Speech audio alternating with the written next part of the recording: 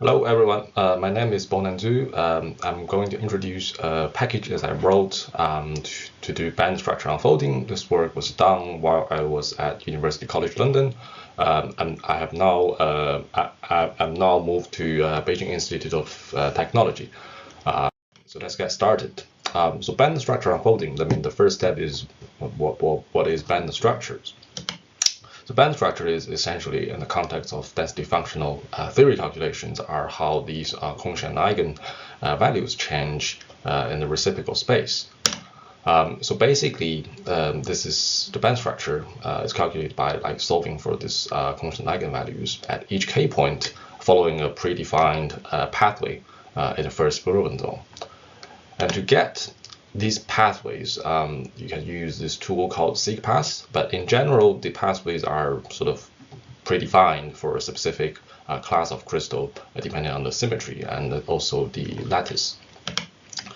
So why is it important? Because the band structure, i.e. how the eigenvalues change in the reciprocal space, can determine certain materials' properties. For example, in graphene, you will be able to see this sort of direct coins, right, with this sharp sort of touching boundaries at the Fermi level. And these can be very important for electronic transport properties. So to recap, what we're interested in is how these eigenvalues change in the reciprocal space as a function of the k. So basically, this is the reason that we use this pathway is because it's very difficult to visualize this in a 3D space. So we normally generate the pathway and plot the eigenvalues as a function of the coordinates along this specific path. So why do we need band structure unfolding? I mean, the band structure, you can see that they are features, right? The problem is, like, when you have a supercell, the band structure in the reciprocal space will become folded back.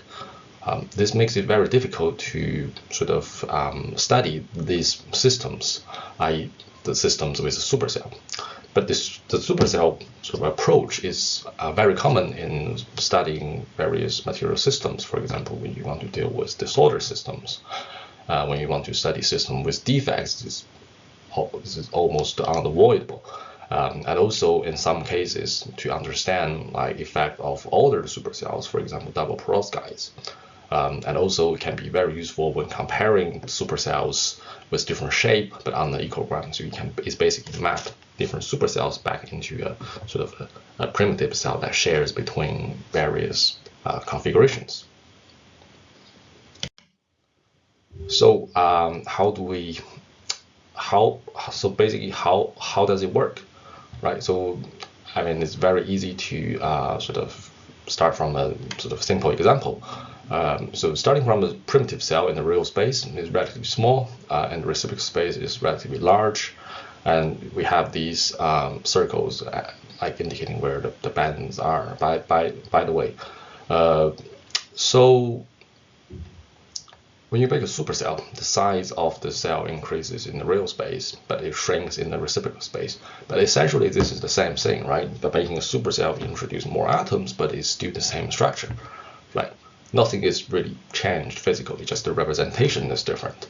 But in reciprocal space, you will see that these sort of features, these bands, get folded back, and you will arrive at this kind of picture.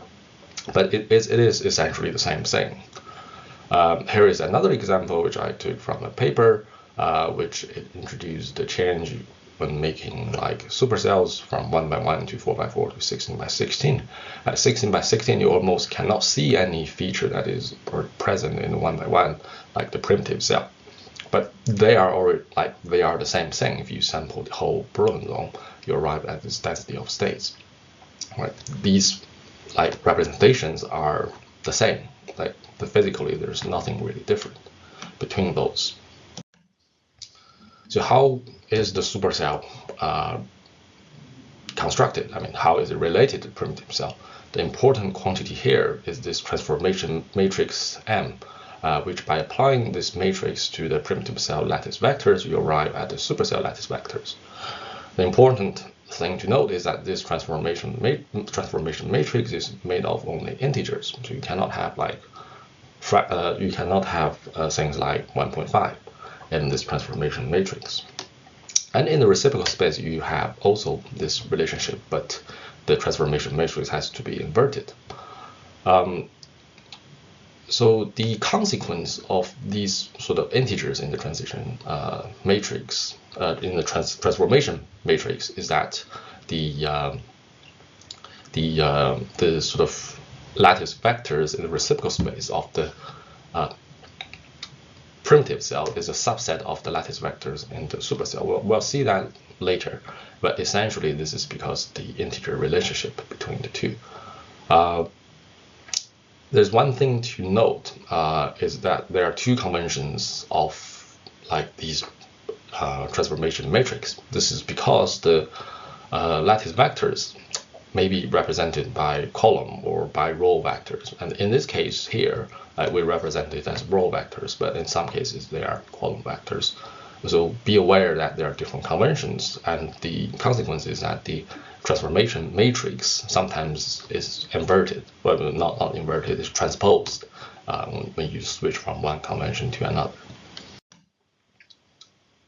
Here is another example to show the effect of this. So starting from the real space, a small primitive cell, we can construct a supercell containing two primitive cells.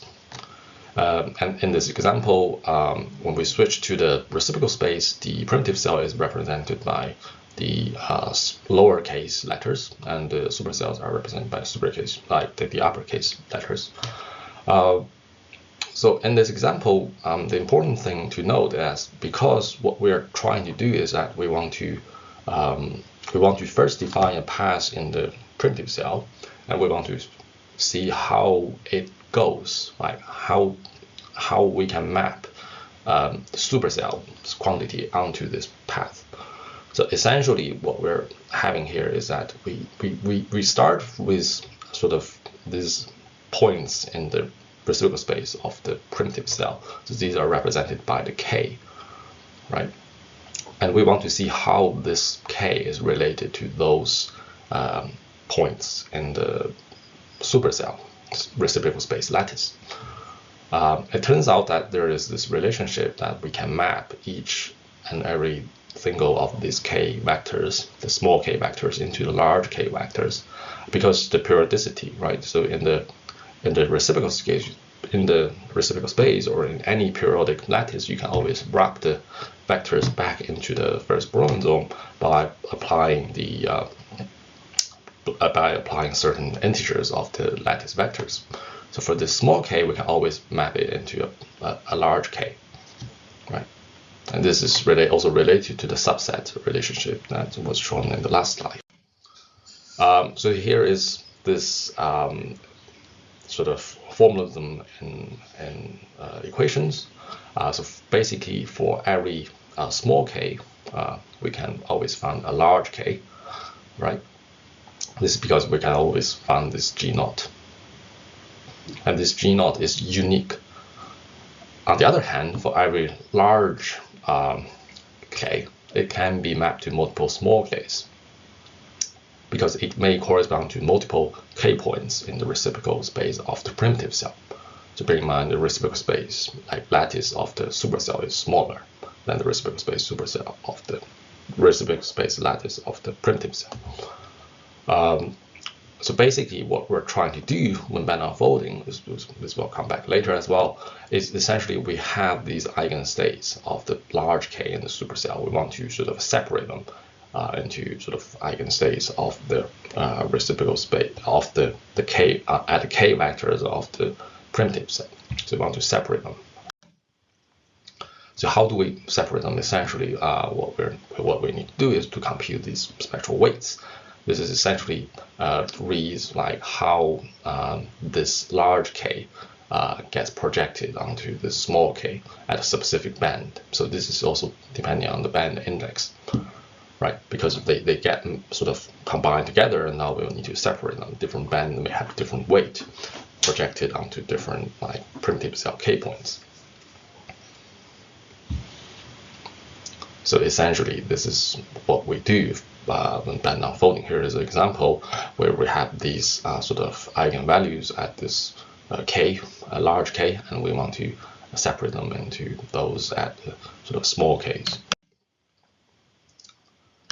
So once we have the spectral weights, we're almost there, right? So you can already construct the effective band structure from these spectral weights. But this is sometimes can be very confusing because in this example, you can easily separate them given the weights are sort of 0, 0, maybe 1, 1, 1, 1, 0, 0. So you can perfectly separate these eigenvalues. But in some cases, it can be slightly different. For example, here you have this state, but this is no longer easily separable. Like some states, they may be projected onto a different k point. The problem arises when the eigenstates are very close, or sometimes they can be degenerate. Right. In this example, essentially these two eigenstates map to these two eigenstates in the primitive cell, but they get overlapped. So when you sort of plot these spectral weights, sometimes people use like the size of the dot approach to plot them. However, this can be confusing because these dots may overlap. So sometimes a better representation is this spectral function approach, where essentially this is like making a histogram of these weights. But I mean, it's not really a histogram. It's a dotted function, and in practice, people use Gaussian. So essentially, you plot the sort of the density of this spectral weights in a bin, right? So to recap, there is always a supercell k point for each primitive cell k point. Each supercell k point is related to multiple primitive cell k points. And what we're after, like when doing band structure unfolding, is to obtain the spectral weights at specific k points of the primitive cell for specific bands. And the spectral functions can be useful when presenting effective band structure, especially when things get a bit more complex. So finally, how do we compute these spectral weights when we're doing density functional theory calculations? I mean, the equation is like this, but turns out that because in plane wave density functional theory calculations, we already have the electronic state with a plane wave basis set. It's very easy to obtain these spectral weights by looking at the plane wave coefficients of the wave function itself. So essentially, it can be computed using this equation, and it can be simplified into this form, where the small g's are sort of the plane waves at of the primitive cell, and the larger g's are those of the supercell. Because the supercell already is an integer multiples of the primitive cell, so actually the small g is also in so the small g is already contained in the set of the large g's, right? So essentially, we already have everything once we have the supercell single point calculation with these predefined k points that we originally converted from the sort of k point paths of the primitive cell. So here is the calculation workflow. Essentially, we start from these k point pathways, but there are multiple ways to generate. One of them is to use seqpath, but also other packages, or you can look it up from some tables. And then we need the transformation matrix that relates to supercell and the primitive cell. And then we put the supercell calculation into action. We calculate the supercell as eigenvalues at these predefined k points for the supercell. And then we can extract the plane wave coefficients and compute these spectral weights and spectral functions. And once we have them, we can run our analysis, and to obtain the effective band structure, we can also use the effective band structure to do other calculations. For example, effective masses, where we can get the projected effective band structures, so i.e. to relate these sort of spectral weights or spectral functions with different atoms or different atoms orbitals. There is one last thing, which is a minor point, is to do with the symmetry. because the primitive cell usually has a higher symmetry, and the supercell, say for example, if you do a defect or if you do like a random alloy, the symmetry is broken, right? The problem with this is that when the path is defined for the primitive cell, it takes all of the symmetry of the primitive cell into the consideration. But the supercell has broken symmetry, so some sort of symmetry equivalent pathways are no longer the same. For example, here, if this cell has a fourfold symmetry, then these hollow points are essentially the same as these red points, so they don't need to be sampled. So this is why you take this path, but not this path. But with symmetry broken, they are no longer equivalent.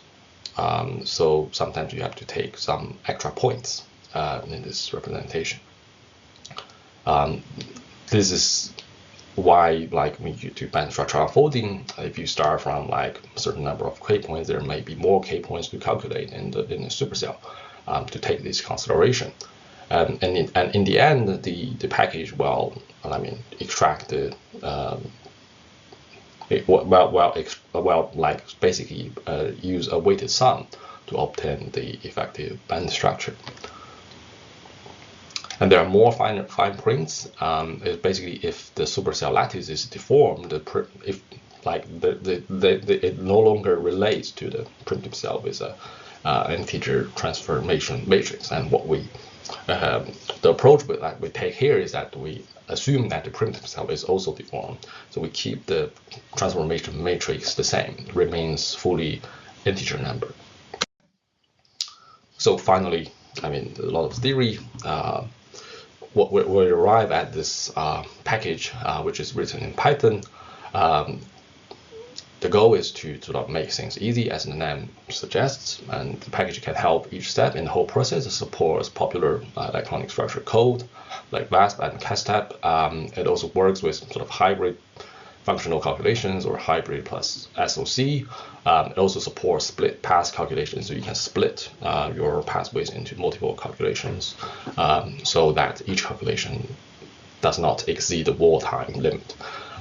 It also does the symmetry expansion as explained in the previous slot, and in the previous slide, and the package is tested, documented, and packaged with continuous integration, so it's nice to use and install.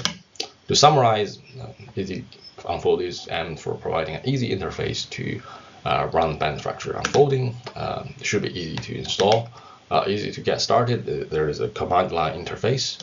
And it's very easy to do plotting. It's like already packaged with the plotting, so you don't need to do band unfolding and then use another tool to plot the effective band structure. Should be easy to debug as it's written in Python if there are mistakes. And we hope that by making these steps easy and standardized with a command line interface, it should not be easy to make mistakes.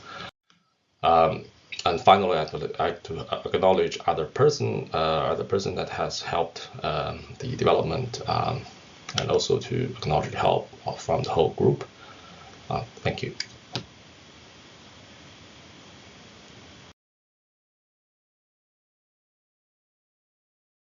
Okay, so my name is Sean Kavanagh, and I'm a co-developer of EasyUnfold, which I helped develop during my PhD in London, in the same group that Bonin was in UCL, so with Professor David Scanlon, and my PhD was also split with Professor Aaron Walsh at Imperial College London. And just to mention, I'm an environmental fellow now at Harvard University, and working on using machine learned force fields for defects. Okay, so today I'm going to give a brief overview and demonstration of how we would go about using EasyUnfold to perform band structure analysis in our research. So a lot of what I'm going to be showing today is essentially stuff that is already shown on our documentation website. So if you go to this smtg /bham.github.io/EasyUnfold, you'll find our documentation site. You can also click the link here. So by going to the GitHub page and clicking this link here, will also bring you to this documentation website. And so we have a range of tutorials and examples provided here, as well as the API and Python API reference and CLI reference, so command line interface reference, showing you the help messages and how to use the different command line functions as well as some more specific examples here, looking at atomic or orbital projections and various different materials, and some pages on the band unfolding theory as well. And particularly this tutorial page gives a quite an in-depth step-by-step instructions of how to use EasyUnfold to perform band structure unfolding in your case. So today I'm going to focus on this example, so magnesium oxide, as a demonstration case of going about using EasyUnfold in our research.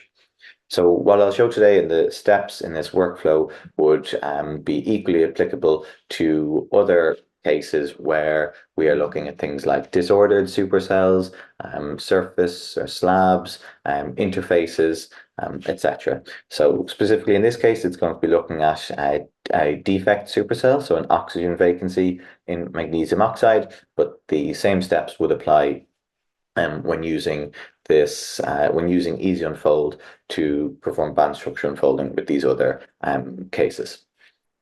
Okay, so in this notebook, I'm going to just quickly generate the supercell structure for our oxygen vacancy in magnesium oxide that we're going to calculate and then perform band structure unfolding with EasyUnfold. Okay, so in this folder, you can see I have primitive magnesium oxide, so my structure file for primitive magnesium oxide. So if I just load that into Python, with PyMatGen, I can do structure from MDO prim Oscar. I can then provide that to doped, which is a defect calculation package I develop, which helps us kind of generate and parse the calculation inputs and outputs for defect supercell calculations. And so here, by providing our host crystal structure, it's just going to generate an optimal supercell for this material, and then also all the possible intrinsic point defects for that input structure. Okay, so output looks a bit weird here because I've zoomed in. We can see it's generated our vacancies as well as substitutions and interstitials, but it's mainly this vacancy that we're going to focus on. Okay, so then I'm just going to generate the input file. So this just uses another class from doped.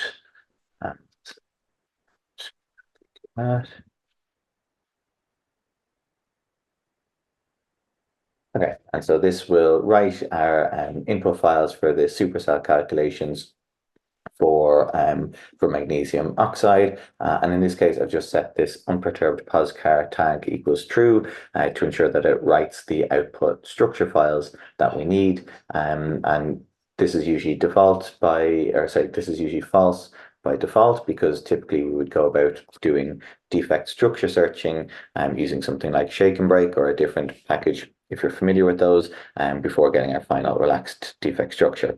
But for the purposes of this tutorial, I just wanted to generate the structures.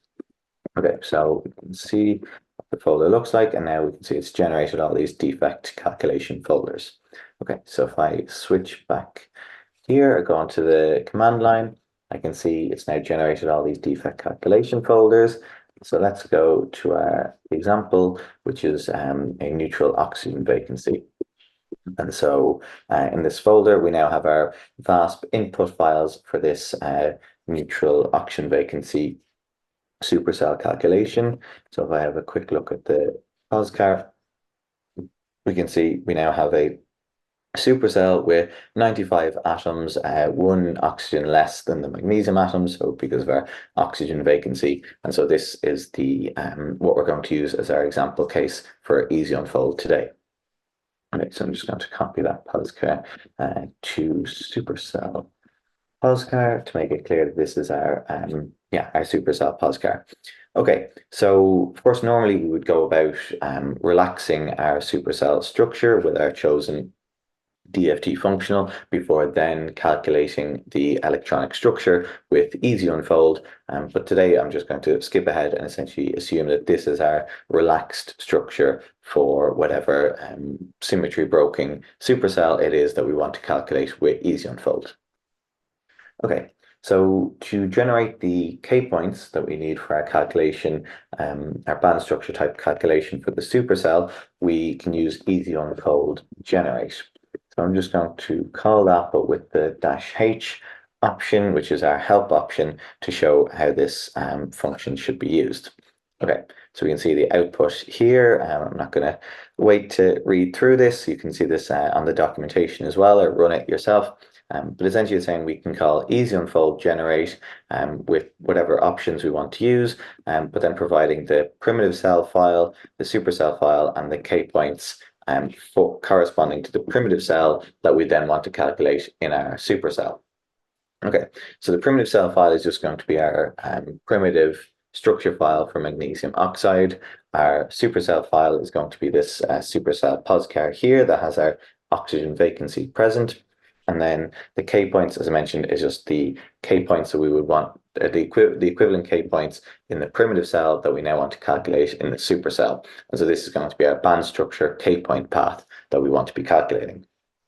Okay, so there's some more explanation here about how to use this to generate your K points. One key consideration just to keep in mind, and that's kind of mentioned here and further on down, is that when we're doing band structure calculations with VASP, we follow two different approaches when doing GGA or semi-local DFT calculations and hybrid DFT calculations.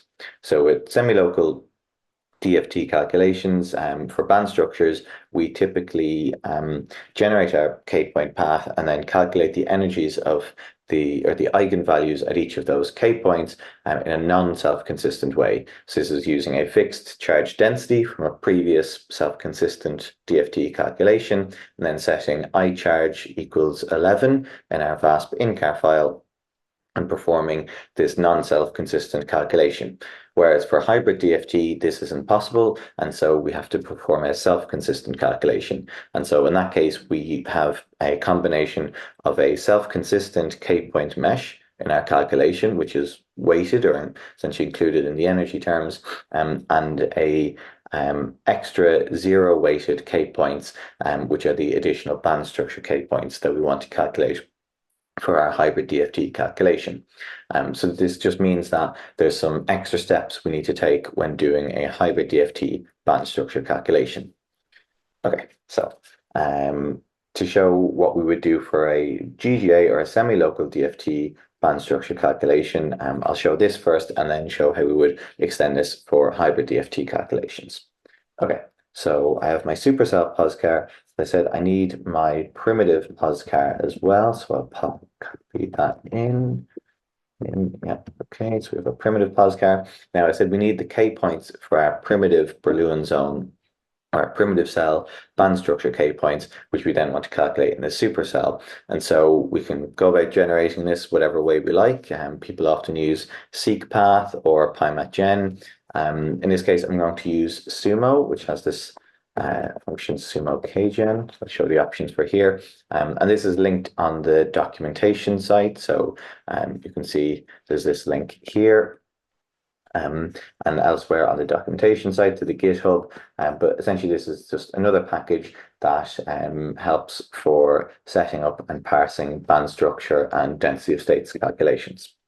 Okay, so with Sumo Kgen, essentially we can just provide our POSCAR file and it will generate the band structure K points for that structure. There are a lot of other different options here, such as adjusting Simprec and the density of K points, etc. But I'm just going to use the defaults here, and you can refer to its documentations for more details, of course. Okay. So by just doing sumo kgen and specifying the primitive cell that I want to get the band structure K points for, we can see how it's worked here. It's correctly identified our host crystal symmetry, so rock salt cubic for magnesium oxide, and is generating the K points for this path. So from gamma to L to W to X to gamma. So this band structure path for our host primitive cell. Okay, so you can see this is now our K points band that have been generated by Sumo. And so if we were doing a GGA band structure calculation with EasyUnfold, we would just have to do EasyUnfold generate, then primitive structure first, so NGO print postcard, supercell structure, and our K points for the primitive cell. And so when we do this, we can see EasyUnfold automatically determines our transformation matrix here, which it's told us about. It doesn't throw any warning, so it's just saying that it's found a good transformation matrix that matches up with our primitive and our supercell. Then print some information about the space groups of both the primitive and the supercell. So we can see that our supercell has lower symmetry than the primitive cell, as we'd expect. And then writes the K points to this K points EasyUnfold file. So we can just quickly look at that. We can see it's generated this long list of K points that need to be calculated in our supercell that we can then fold back into the equivalent K points for the primitive cell, or in the primitive Brillouin zone. Okay, so some quick things to mention. As I mentioned, there's this transformation matrix that EasyUnfold needs to determine between our primitive cell and the supercell, for which it then determines the equivalent K points between primitive and supercells to perform this band structure unfolding. So this is a key part of the calculation. Now, usually EasyUnfold can guess this transformation matrix just from your provided primitive and supercell structure, but in some cases you might need to explicitly specify this. So this is an option with EasyUnfold generate. I'll just show again where it notes that option. You can see here there's this -m option for matrix, where you can provide the transformation matrix in a couple of different forms. So, for example, in this case, if we wanted to explicitly specify our transformation matrix, well, we could check firstly with doped what our supercell matrix actually is. So supercell matrix, which gives us this, so -4, 2, 2, 2, -4, 2, 2, 2, 0. And we can see that this matches the auto-determined transformation matrix anyway. So this is the correct one. Yeah, so we could also just provide it explicitly like this with the -m option here, if for any reason EasyUnfold didn't guess the correct supercell matrix expansion. Though in those cases, usually it should throw a warning saying that there's some mismatch that has been detected. Okay, so I mentioned there's some slightly different considerations when performing a hybrid DFT band structure calculation. And so in this case, we need to have our self-consistent K-point mesh, our regular K-point mesh, as well as the zero-weighted K-points. And so for this, we need to use this SCF K-points option noted here, where we provide an IBZ K-point file from a previous calculation, which is our set of weighted K-points to use, as well, and then EasyUnfold will add on the zero-weighted band structure type K points to this set, which is then what the K points file that we can use for our supercell band structure calculation. Okay, so usually we would already just have this IBZ K point file from our previous supercell total energy calculations, so from whatever other SCF calculations we have presumably already done with our supercell. But in this case, I'll just quickly generate it by running VASP and then killing it after a couple of seconds to force it to generate this IBZ K point file. Okay, so I've killed VASP, and then we can see we have our usable VASP outputs, which will be mostly incomplete in this case. We can see it's generated this IBZ K point file, which now has our weighted set of K points. So 8 K points in this case, because we have a 222 K point mesh, and this is our weighted set of K points that we're now going to add on the zero weighted band structure K points to.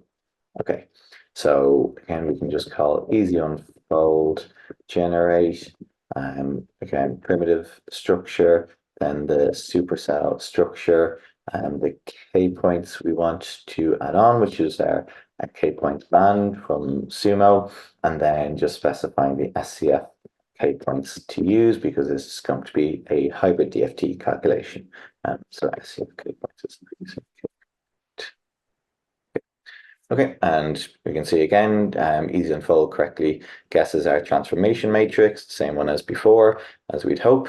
Supercell and primitive cell space group information asks if we want to overwrite our previous K points EasyUnfold, which we do. Same for the EasyUnfold JSON. There we go, and it's output a new files. So if we have a look at our K points EasyUnfold, we can see we now have our weighted set of K points at the start. So our 8 K points here that each have a weight of 1 each, and then all these 0 weighted band structure K points, which is the additional ones that we're going to be calculating for our supercell.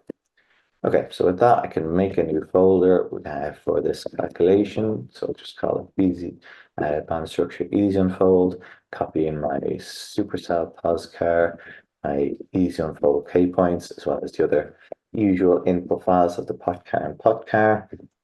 That to be this unfold, copy my supercell poscar to poscar and my EasyUnfold K points to K points. Okay, and so then I can run my VASP calculation from here, which I would do with something like this. So now I'm going to skip forward to actually when this calculation has finished, and we can think about parsing. One last thing to just mention before I do that is, of course, in general, we would recommend using hybrid DFT for these calculations because, of course, we're calculating the electronic structure of materials, but with high symmetry and symmetry broken, and in these cases hybrid DFT is usually required in order to accurately describe the electronic structure and electronic localization within the DFT calculation. So this is usually the recommended approach. Okay, so now our calculation is finished, so we can go on to parse and plot the data with EasyUnfold. So here we can see our VASP calculation outputs, and the main one of interest or of importance now is this wavecar file. So our wave function data output from VASP, which is needed by EasyUnfold to unfold from our supercell band structure back to the Brillouin zone of our primitive cell and calculate this unfolded or effective band structure in the primitive cell Brillouin zone. Okay, so for this, we use the EasyUnfold unfold subcommands, which are essentially the ones that we will be using for parsing and analyzing, as opposed to the EasyUnfold generate generate commands we used earlier to generate our inputs for these calculations. And yeah, I have to come clear here and just also point out that for this calculation, I did run it using GGA or semi-local DFT just for illustration purposes here. So we'll see that the band gap is a little underestimated compared to what it should be for magnesium oxide. But this is, yeah, just because it was run with semi-local DFT. But in the case of parsing and analysis, the process is the exact same, regardless of whether the underlying calculation was done with semi-local GGA DFT or with hybrid DFT. Okay, so here we see our different options for commands to use with this EasyUnfold unfold module, which, as it says, is for unfolding and plotting. And so the first one we need to use is calculate, which is just going to perform the unfolding first. So if I do EasyUnfold unfold calculate, should start to, okay, so I need to do EasyUnfold unfold calculate and then specify the wave function file. So this is why it's saying the spectral weights needs to be calculated first. Please pass the wave function files. So I need to actually specify which wave function file to calculate from. Okay, so firstly, you can see that it says loaded data from EasyUnfold.json. So this is an important point that when we are running this EasyUnfold unfold calculate command and performing the unfolding, we need to have our EasyUnfold.json file present. So the same file that we had when we generated the inputs for this calculation, because this is the information that EasyUnfold needs about the supercell transformation matrix, and so how to transform the calculated K points and eigenvalues for our supercell back into the primitive cell. Okay, So you can see here that then our EasyUnfold will start parsing through all the different K points from our supercell calculation and folding them back onto the primitive cell to calculate the data for plotting our unfolded band structure. And then this will all be stored in the EasyUnfold.json file from now on. And so that means that if we're then going on to do any of the plotting and analysis, we no longer need the wavecar file once we've performed this parsing, and we just need the EasyUnfold.json file to perform all the different plotting and analysis we want to do. Okay, so this can take a couple of minutes just because it's quite a large file. It's like 14 gigabytes here to pass through. So I'll probably just speed this up and come back to you in a couple of minutes.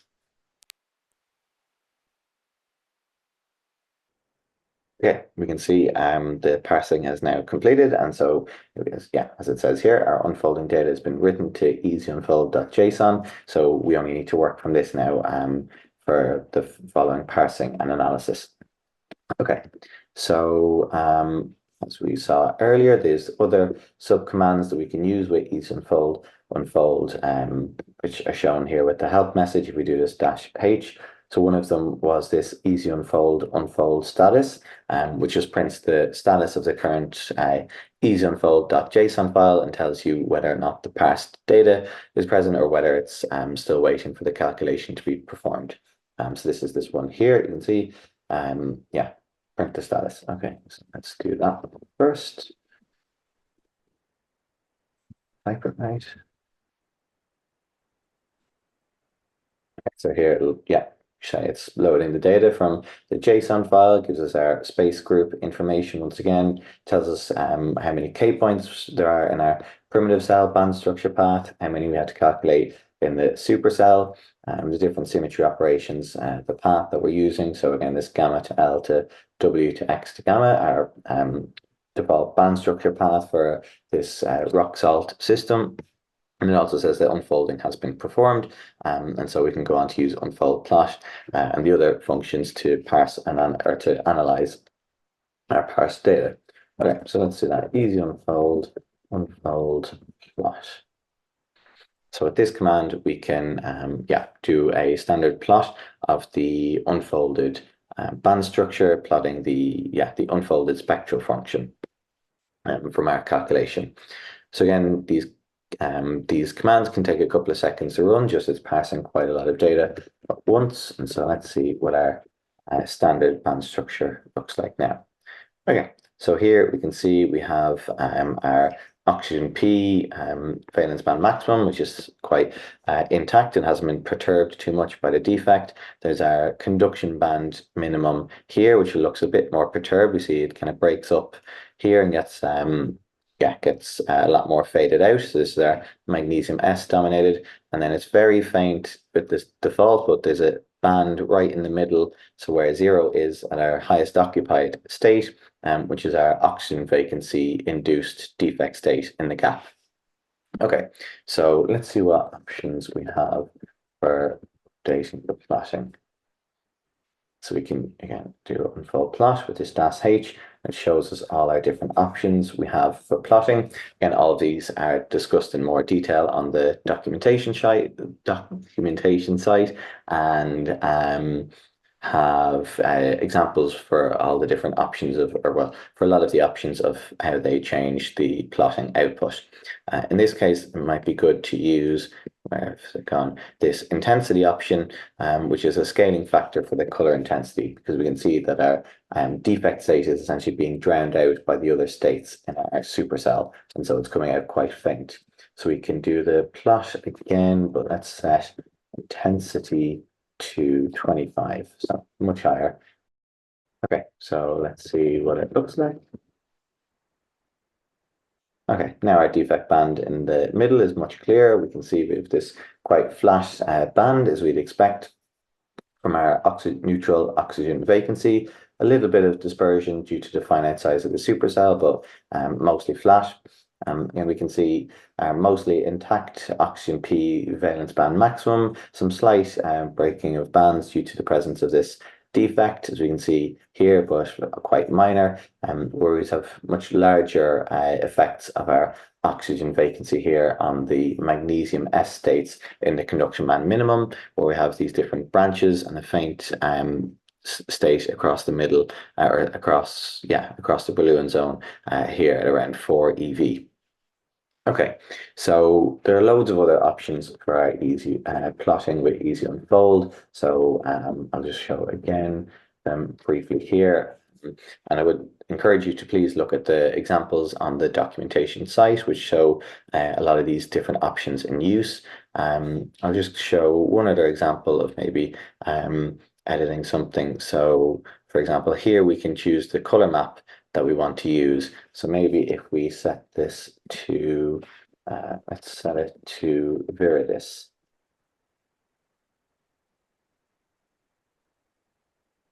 Okay, so here we can see that our the same unfolded band structure has now been plotted, but with a different color map. And of course, there are many other options, so please do check out the documentation site for them.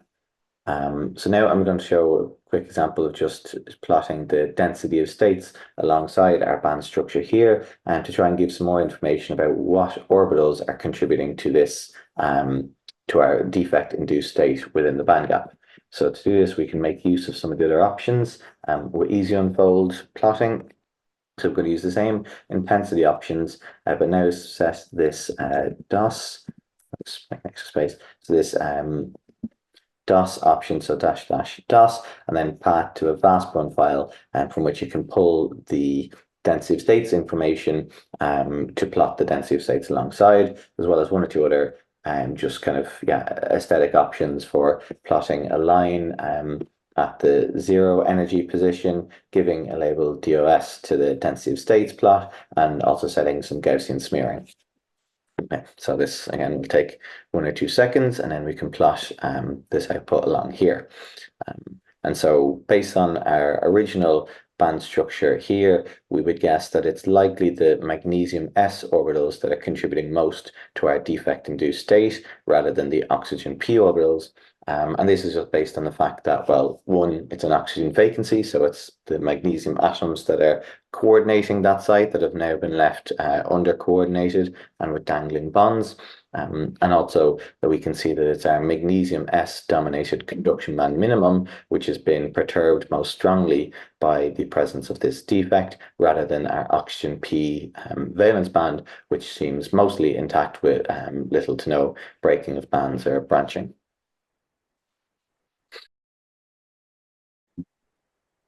Okay, so here we see our, the same unfolded band structure with our density of states shown alongside. Here it's still quite small, as we would expect, our bump in the density of states as a defect state, but it suggests that it's actually mostly oxygen P orbital dominated from this plot, at least, though it's not so clear, and it could be overlapping lines there. Okay, so we can also use EasyUnfold plot projections, which is another plotting option that allows us to plot both atom projected or orbital projected plots as well. So now if we specify, let's go atoms, and so equal to Mg and O, atoms in this case, let's see what we can get from it. So here it's loading the projections from our procar file, which gives it information on the atom and orbital projections and contributions to the different electronic states in our calculation. And then it'll plot this band structure plot with a color mapping to the contributions from our different atoms in this calculation. Okay, so we can see our plot is now finished. We get a warning just saying that we can't plot the density of states alongside the projected band structure unless we use this combined option, which is not clearly on by default. But we can see what our band structure looks like here. Okay, so we can see by separating out the magnesium and oxygen atom contributions, we've got these two different plots. showing, as expected, that our valence band is oxygen dominated. Then we have relatively equal contributions of magnesium and oxygen, at least according to the VASP density partitioning scheme for our conduction band here. And then both states seem to contribute to our to the in-gap defect state. Okay, I'll just show one other quick example. So let's just do the same plot, but using the combined option. And so this should plot them all on the one band structure with the density of states alongside, and using a color map to distinguish between the two. Okay, cool. So here we see alongside now our atom projected unfolded band structure. So we see that the CBM and the defect induced state look quite similar. So we've kind of got this mix of pink and green. I'll try and zoom in actually a bit here, suggesting contributions from both magnesium and oxygen states to those, maybe kind of actually more dominated by magnesium states. And then the oxygen contributions to the valence band, which dominate there as expected. And again, we get our density of states plotted alongside and with colors which are automatically matching that in the projected band structure. So there's a lot more options for this projected band structure plotting, such as orbital projections, even LM decomposed orbital projections, or site specific. So if we wanted to just plot, for example, the atoms around the defect site, we can do that using the atoms index options and explicitly specify which atoms we want to project on. And many other options. So please do see the documentation if you're interested in customizing some of those plots. We can even do things like customizing the scaling and which orbitals are shown in the density of states plots as well.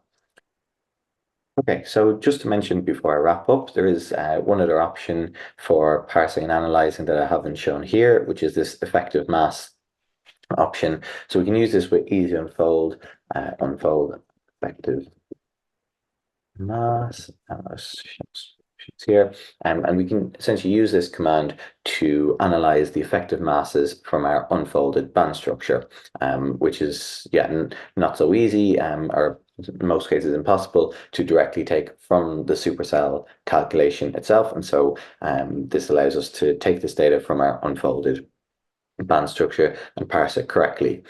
We can also plot the fit to show how it's doing these parabolic fits to our band edges, and a lot of other options for kind of customizing this in cases any particular reasons we might want to, or if the defaults aren't working for your specific case. I won't show it for this specific example of oxygen vacancies here because we essentially have a flat band, so it wouldn't make much sense to try and determine an effective mass from that. But this would be quite common to use if you were using EasyUnfold to look at things like disordered supercells or alloyed materials or materials under high doping concentrations, in which cases where we would have a dispersed defect-induced bands.